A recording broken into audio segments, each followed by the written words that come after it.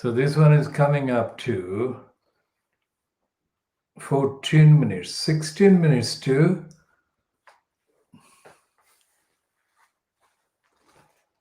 midday GMT at Saturday, the 12th of September 2020. Now, this is the Financial Times. I mean, they've got a magazine called How to Spend It. How to spend it. How do you do that? How do they run a magazine, call it How to Spend It, unless they're totally blind and dishonest and in absolute abject denial of the truth about the world? It is grotesque. You can only do anything about it if you had it. So they assume that people have it, or they are automatically excluding most people from having even a sight of it, their magazine. £4. £4, the cover price of the Financial Times. £4 is significant amount of money. Even today, Saturday, the 12th of September 2020, in Boris Johnson's Britain, it is absolutely true that £4 is £4 too much for quite a lot of people to expect to have. They don't have anything, literally no money for them to spend, let alone £4. And they cannot spend it, and they cannot even spend it to buy food. That's the reality. But looking at the Financial Times, it's impossible. It's impossible to put this alongside the reality of people without any money. People literally are going without food today in Britain, in the UK. So, how does the Financial Times cover that? The contents of this, How to Spend It, this is printed on glossy paper, and it is absolutely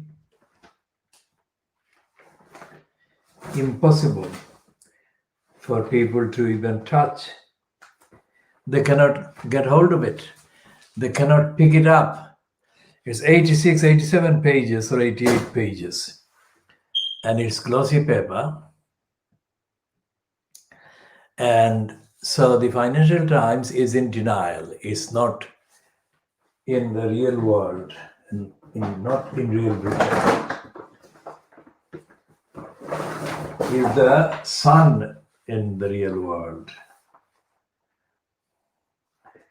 It's not, because it's talking about a millionaire.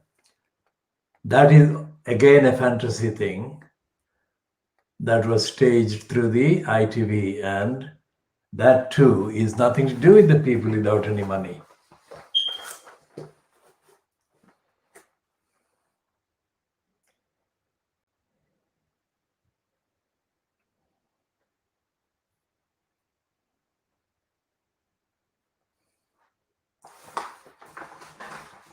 And they're talking on their magazine about Michael McIntyre, who's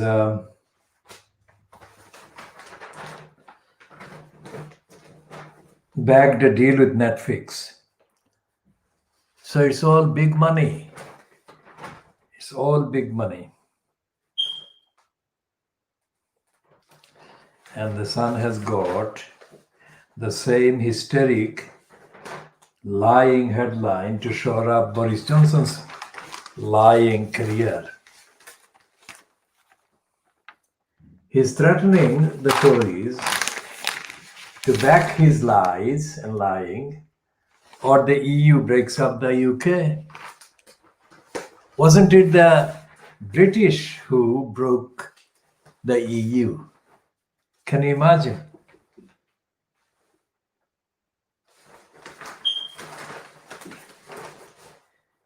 And then they're celebrating the possibility that the Boris Johnson negotiator with the EU's negotiator, Michel Barnier, they're saying that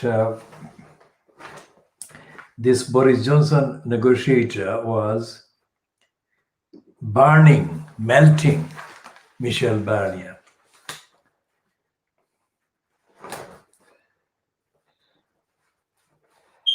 And then there is a usual supply of adultery and deception and the rest. And only on page 8 is there any admission that the virus is rising and soaring. And Birmingham is facing new lockdown. And it's all done in a kind of jokey way.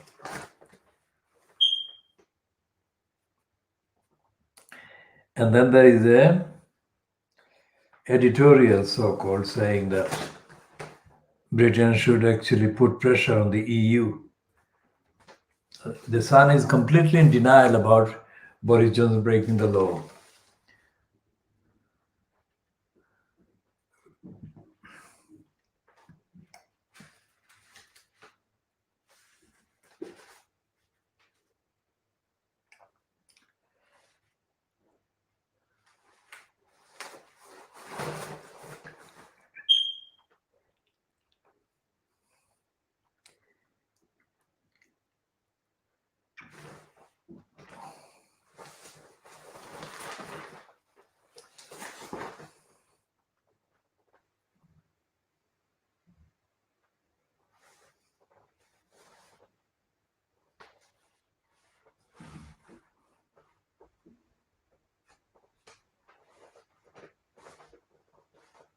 And there are 2 pages of promotion for Piers Morgan and Susanna Reid.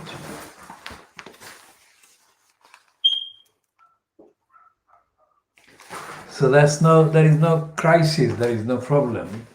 There is no housing crisis, there is no homelessness, there is no poverty, there is no law breaking, nothing. It's all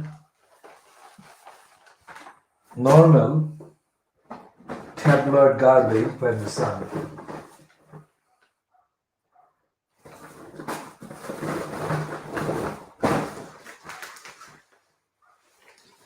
So what the Guardian is saying is bringing some kind of normalcy to the language, and it's saying that the virus is doubling weekly as infection rate surges. But even the Guardian does not say where this thing is going wrong. What are the things, the actual things that have been going wrong in controlling or defeating this virus? And I was saying earlier about Jonathan Fraudland, who has got this topical piece.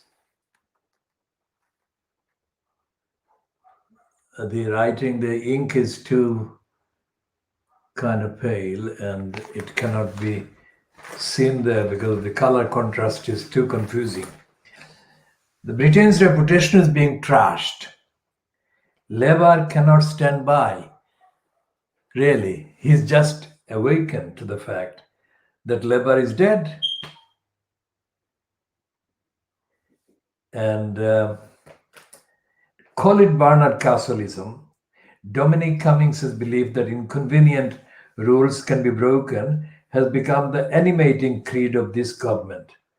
Except now it's articulated even more brazenly than Boris Johnson's evil. Now, Jonathan Fraudland is one of the people who was instrumental in running the Guardian's type of attacks and demonizing of Jeremy Corbyn. So he has got a lot to answer for.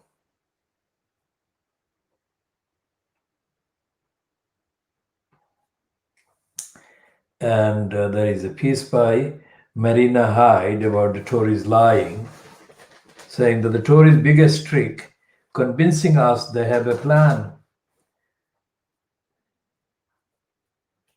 And there is a piece in the Guardian by Andy Beckett, who is saying, we'll never ever rebuild its red wall.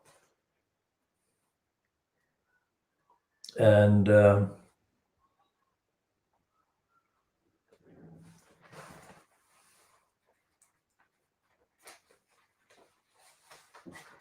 there is a thing for somebody in Rochdale, Greater Manchester, there's a letter headlined, will defining Starmerism put Lever back in number 10? This is not real journalism. This is speculation. The actual evidence is not being reported by the Guardian nor by the Daily Mirror. And that is where the loss for the country, loss for democracy is to be found. And there is no sign that there is any other movement outside of these two parties. Well, there is hardly any other party in existence in the English Little Englander context, leaving aside the Scottish National Party, who are the only significant other party in the House of Commons. But they have been ostracized and they have been treated racistly as a separate kind of entity. They've been banned from having a say on all England kind of issues. And the Labour Party has played along with it. The Labour Party didn't oppose it. So the Labour Party is in a dire crisis in Scotland. Whether it's the Englishman who is now leading the Labour Party in Scotland, or a Scottish-born Scottish person leading the Labour Party in Scotland like Kezia Dugdale, it doesn't matter because the Labour Party has no soul. It has lost its soul, the political soul. And this is all evident in the papers, which are running absolutely nothing about any of the issues from the Labour Party. These little comments by the Guardians, two Guardian persons and the letter writer or writers from Rochdale, they do not amount to Labour leading the opposition and leading for the country, leading for the NHS, leading for the many, leading for society, leading for equality, leading for an end to corruption, criminality, lack of accountability, and the destruction of the idea of the NHS. And when the pandemic surges again, as they are planning to be able to say it is, there is no preparation on the part of the Labour Party to create a wholly, comprehensively efficient, answerable, accountable, and safe national health service ready to tackle a crisis like the pandemic. So what we have here is a kind of repeat every single day. These papers are brainwashing people with complete emptiness. And the Labour Party is an emptiness in itself. So emptiness begets emptiness. And they are speculating the chaos Starmerism. There is no such thing as chaos Starmerism, except that if colluding and being complicit with the Conservatives is Starmerism, then of course there is a Starmerism. But then that is a contradictory position. They are saying that if is Starmerism or will Starmerism enable the Labour Party to rebuild the Red Wall, which is the phrase they have been using to describe Labour supporting constituencies, parliamentary constituencies. If Starmerism is conservatism in the guise of Labour, then how is that going to be replacing the Red Wall that the Conservatives have taken over due to the complete failure of leadership by Jeremy Corbyn? And we have got no evidence anywhere in Fleet Street today or at any time that any of the editors or publishers or journalists, so-called, are even aware of the fact that there is a party called the Labour Party. But we are, because we shall be preparing to mark the 100th anniversary of the Popular Councillors.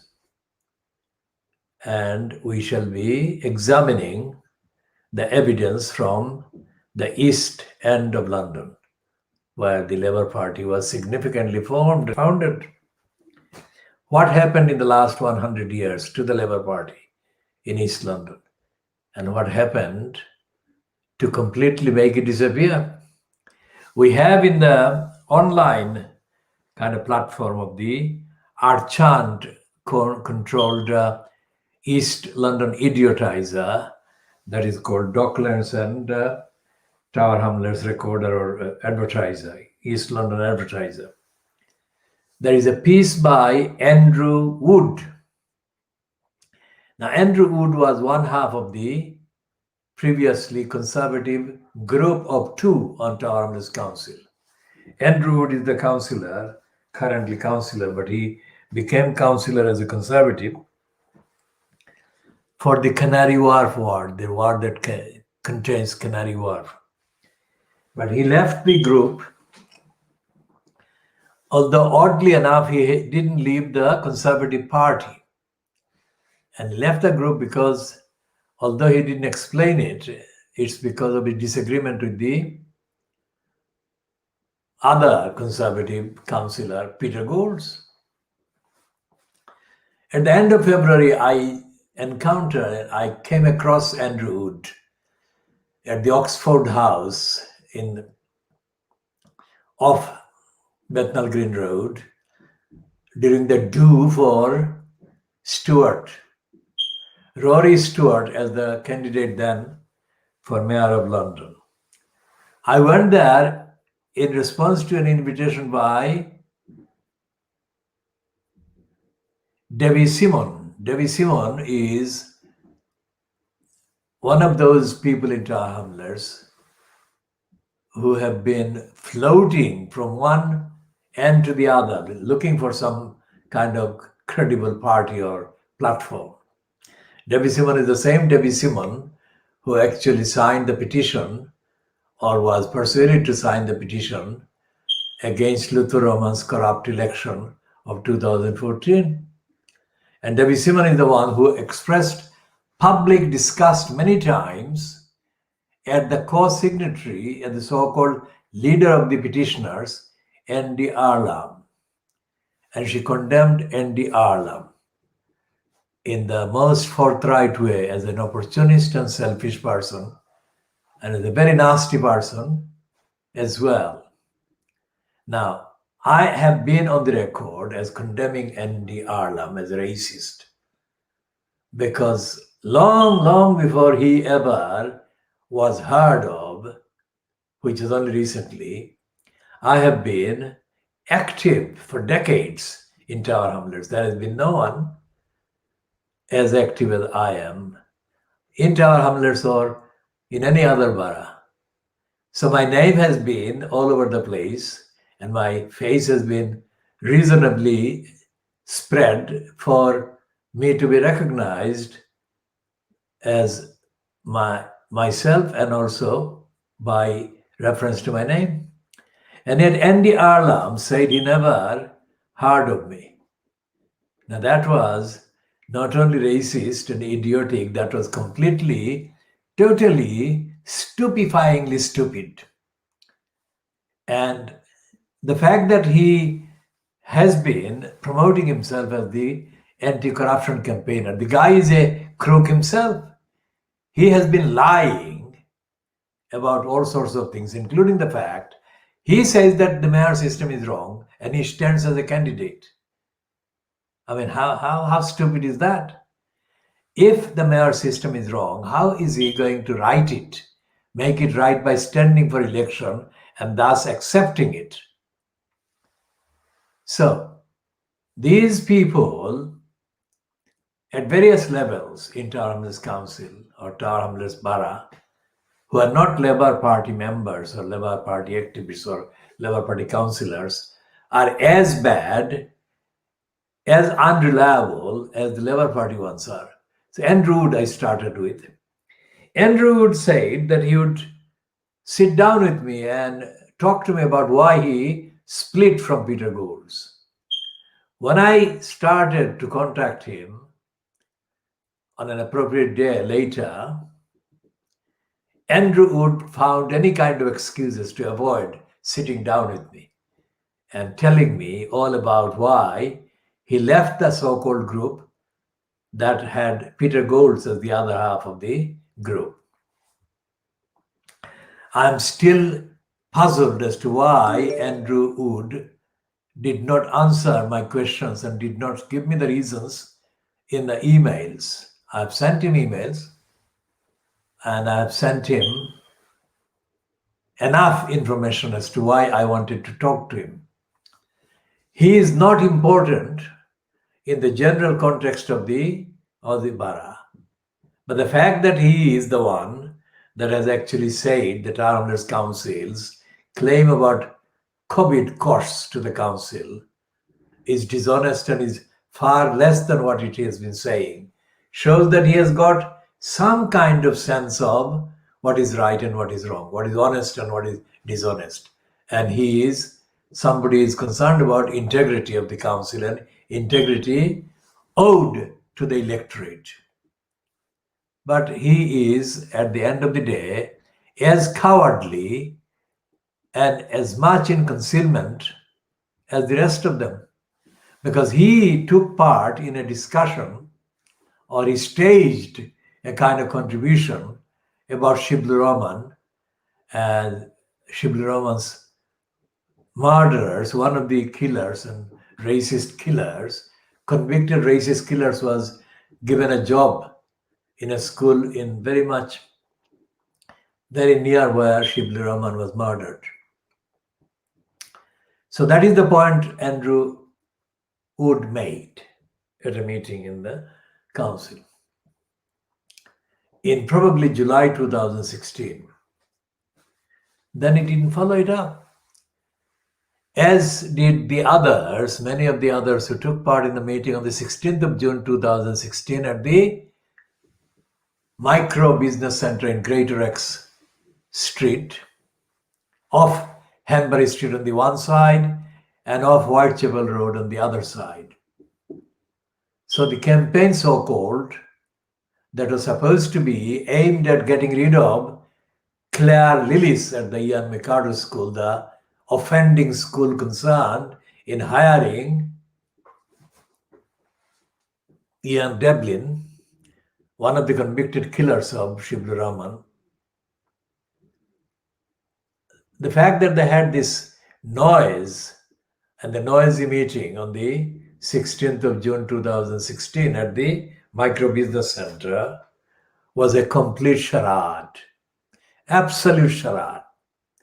Neither the contributions at the meeting offered by the chosen speakers, who included John the diminutive Biggs himself, nor the plans that they allegedly stated they would carry out, they didn't materialize, including the fact that they said at that meeting that at the next scheduled Tower Hamlets Council meeting, that was the July 1, 2016, they would be presenting a petition for the sacking of Claire Lillis, the head teacher of Ian McArdle School.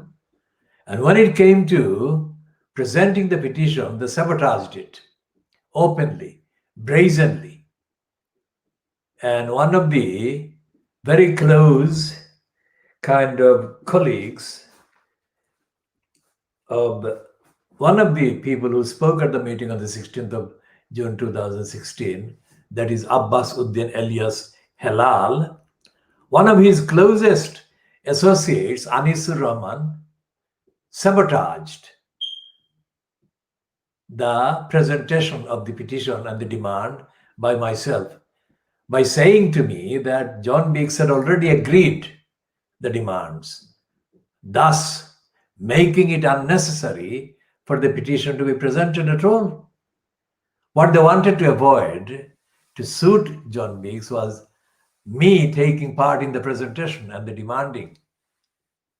Now, they have not defeated the cause, the argument, the rationale, the reasons by doing all this lying and about faces. What they have done is expose themselves as completely complicit with the racist regime in Tower Hamlets Council as well as in the Ian McArdle School. And the Ian McArdle School, when it hired Ian Devlin, had Labour Party people, including Chris Weavers, on the governing body, and a councillor called Danny Hassel. So the Tower Hamlets Council, Labour Party and Labour councillors are completely compromised in a corrupt series of events to placate and to protect and shield racists like Claire Lillis, like Ian Devlin. And they all, whoever revived the reference to the racist murder of Shibli Rahman, whoever revived it through a piece byline to trial by jury person, Ted Jury in the Independent Online, whoever was responsible for this has to take the blame for misleading the whole community, especially misleading the people who are genuinely concerned about racism and racist policies and racist behavior and racist getting away. And I think that in all the failures, people like Andrew Wood are included as responsible for neglecting their duties and are making false statements suggesting that they are against racism, but in fact they are not. And that, of course, list includes at the very top John Biggs, who was wrongly invited there by the organizers of that bogus meeting. I say it bogus 4 years later because for 4 years I've been asking questions about the purpose and the claim for that made at that meeting, and nobody has answered, and nobody has provided me with the evidence needed, the evidence that they had about what went on surrounding the shielding of Ian Devlin and the shielding of Claire Lillis. And I hold them all responsible, including Andrew Wood, whose piece on the East London Idiotizer online today is a disgrace because he suggests that he is for honesty. And I'm telling him, he is as dishonest as Biggs. So we shall be continuing the next edition at a suitable time. This is 12:13 GMT on Saturday, the 12th of September 2020.